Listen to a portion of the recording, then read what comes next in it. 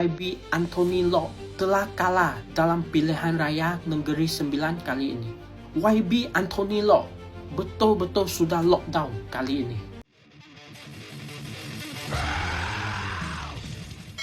Kali ini YB Anthony Loke betul-betul sudah lockdown.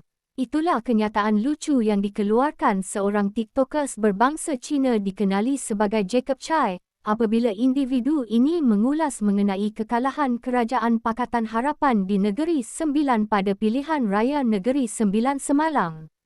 Menerusi video berdurasi 1 minit 40 saat itu, individu ini mendedahkan punca kekalahan YB Anthony Loke di Dun Senah bukanlah disebabkan performance beliau ketika mentadbir kerajaan, tetapi adalah disebabkan sikap sombong pemimpin DAP. Dengarkan penjelasan TikTokers itu di sini.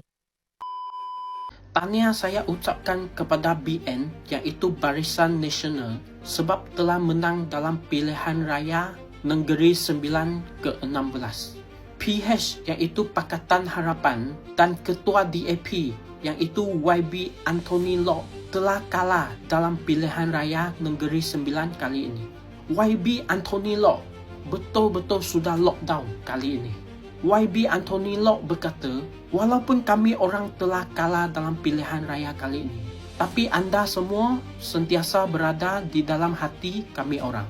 Walaupun YB Anthony Loke telah kalah dalam pilihan raya kali ini, tapi orang dia sebenarnya baik. Performance dia pun bagus juga.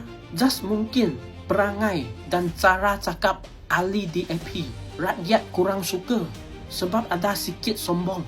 Tapi performance memang okey saja.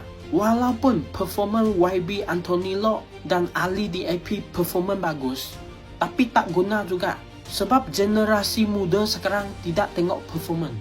Dia orang tengok perangai dan sikap kamu orang. So benda yang betul kita cakap, benda yang salah kita jangan cakap. Jangan cakap kosong, jangan sombong.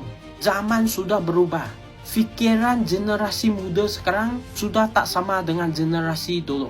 So saya harap YB Anthony Loke jangan sedih lah. Kalau you betul-betul sedih, saya nyanyi satu lagu untuk pujuk you lah. Sudah cukup sudah.